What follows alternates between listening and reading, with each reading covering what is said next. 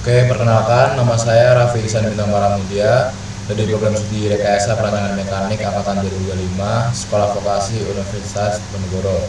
Nah, jadi di sini saya ingin menjelaskan tentang materi pemrograman komputer tugas kelima saya. Nah, jadi di sini materinya itu adalah perulangan atau looping.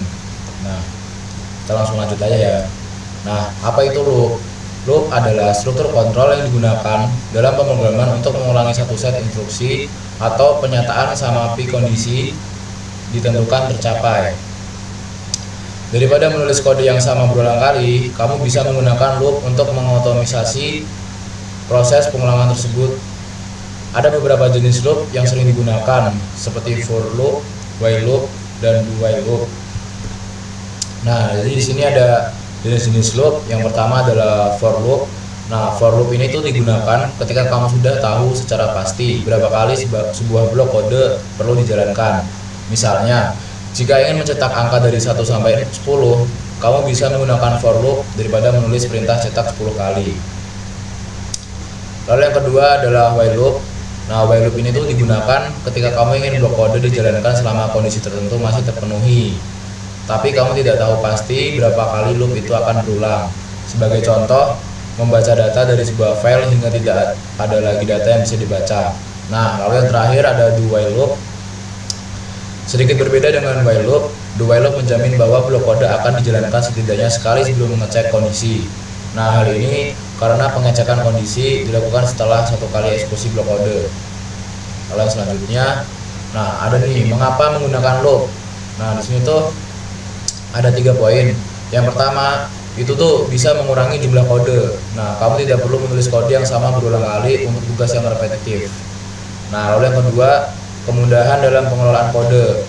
Dengan loop, kode menjadi lebih terorganisasi dan lebih mudah untuk dikelola. Lalu yang terakhir, ada kemampuan skala. Nah, jika ada perubahan atau penambahan, kamu hanya perlu mengubah sedikit kode di dalam loop daripada setiap baris kode yang berulang.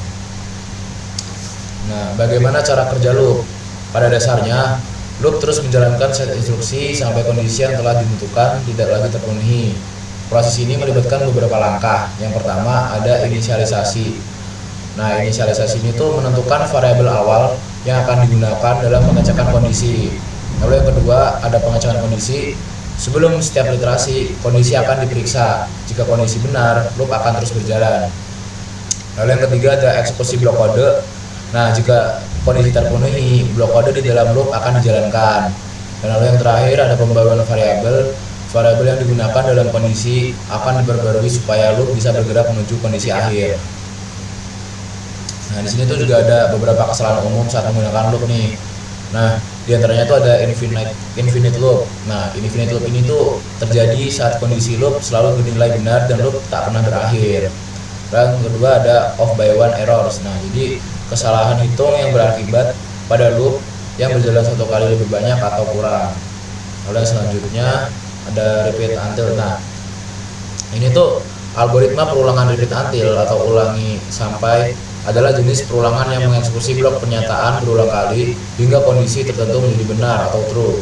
Nah, perbedaannya dengan perulangan lain adalah bahwa blok pernyataan di dalam repeat until selalu dieksekusi setidaknya satu kali karena pengecekan kondisi dilakukan setelah blok tersebut dieksekusi, bukan di awal.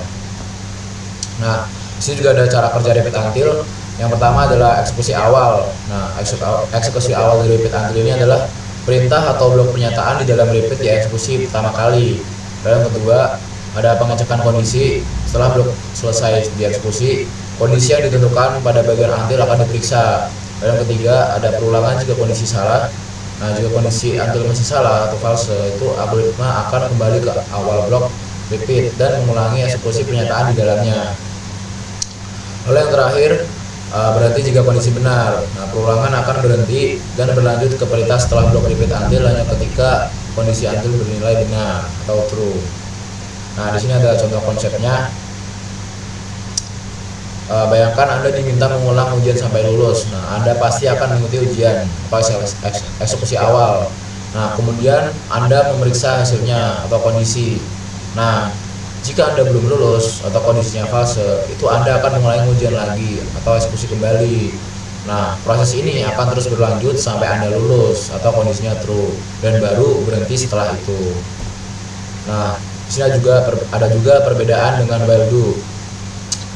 Kunci dari perbedaan dengan while do adalah repeat until, yaitu mengeksekusi blok pernyataan dahulu, lalu memeriksa kondisi, perulangan berhenti ketika kondisi true.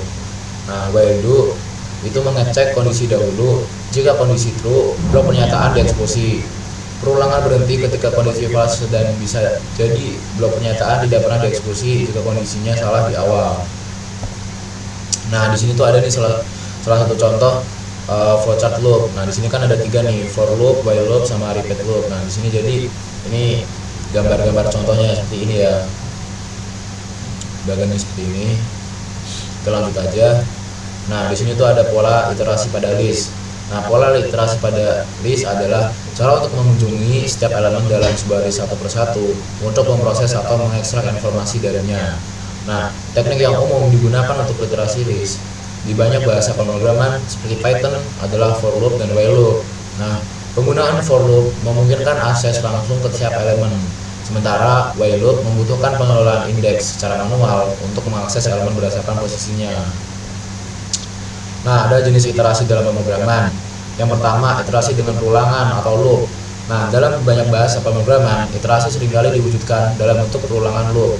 Berikut adalah beberapa tipe perulangan yang sering digunakan nih. Nah, jadi ada 3 di sini, for loop. Nah, itu digunakan untuk melakukan iterasi dengan jumlah yang sudah diketahui sebelumnya. Lalu yang kedua ada while loop, digunakan ketika jumlah iterasi tidak diketahui secara pasti dan bergantung pada suatu kondisi. Lalu yang ketiga ada do while loop, mirip dengan while, tetapi kode dijalankan setidaknya 1 kali sebelum pengecekan kondisi. Terus yang ini ada yang kedua, iterasi rekursif. Nah, selain menggunakan loop, iterasi juga dapat dilakukan dengan rekursi, yaitu proses pemanggilan fungsi secara berulang di dalam dirinya sendiri. Rekursi banyak digunakan dalam pemrosesan struktur data seperti PowerPoint dan grafik. Nah, di sini ada implementasi iterasi dalam proyek pemrograman. Nah, di sini tuh di kasusnya tuh pengembangan aplikasi to-do list lah misal.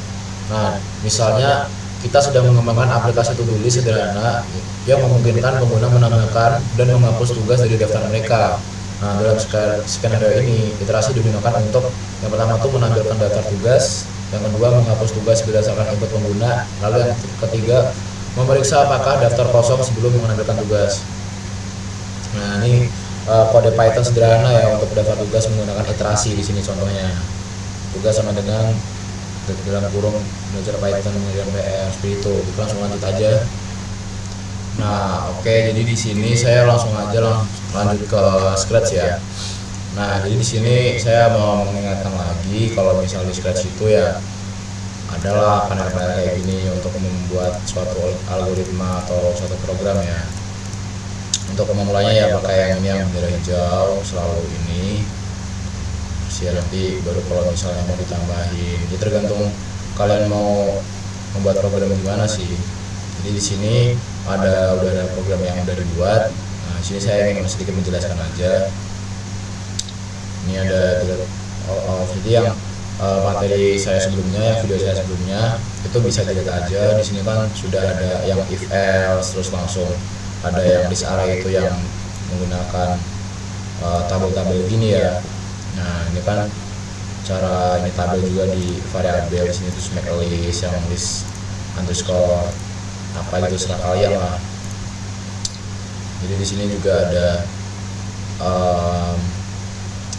repeat until, continue, order ini yang tadi saya jelaskan juga di PPT, ada repeat until. Terus ya di sini jadi kita di program ini tuh kita ditanyain yang pertama tuh do you want to add pizza. Nah, kita jawab. Nah, kalau misal kita jawab ya what pizza do you want gitu. Jadi apa nih pizza yang mau dibeli lah, yang mau dimakan lah. Nah, itu tuh nanti nyambung ke yang ini, yang di sini. Jadi di sini kan yang pertama ada Margenta, terus yang kedua ada calzone, yang for cheese. Jadi ya saling ini ya. Terus ada juga join ini yang materi saya juga sebelumnya juga udah ada. Jadi mungkin di sini untuk yang scratch saya langsung aja coba ya. Ini hello, do you want to add pizza? Start, jawab yes. Nah, what pizza do you want? Kita disuruh memilih antara 5 ini, kita coba 3. Nah, adding for cheese pizza to bliss gitu. Jadi ya sebenarnya gitulah ya untuk do you want to add pizza ini, untuk project yang pizza ini food delivery. Nah, mungkin langsung lanjut aja ke Python ya. Nah, di sini balik lagi ya, kalau di Python juga sama aja sama yang di Scratch, tapi ya emang agak kompleks karena menggunakan kode-kode seperti print dalam kurung. Nah, di sini juga sama materinya yang kayak tadi, food delivery.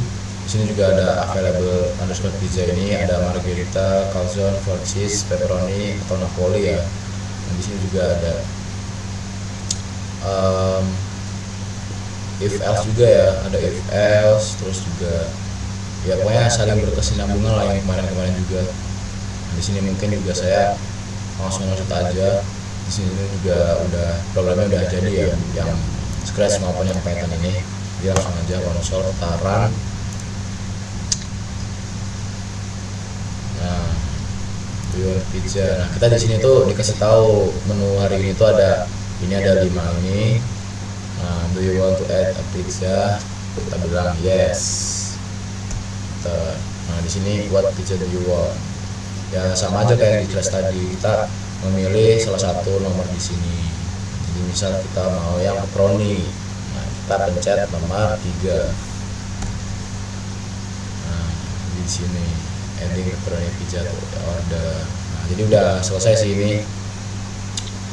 Ini misal ya saya coba lagi lah ini ya, do you want to add pizza? Kita coba yang no. Nah, you have ordered pepperoni, you have to pay. Nah, di sini jadi kita kan tadi kan udah pesen nih yang pepperoni, tapi di sini tuh kita nggak mau order langsung. Di sini you have to pay, kita harus membayar 10 euro di sini. Dia seperti itu ya. Mungkin ya itu aja sih dari saya ya. Mohon maaf lah kalau misalnya masih kurang, karena saya juga masih belajar lah tentang program ini, Scratch ini, dan Python, tentang perulangan atau looping ya.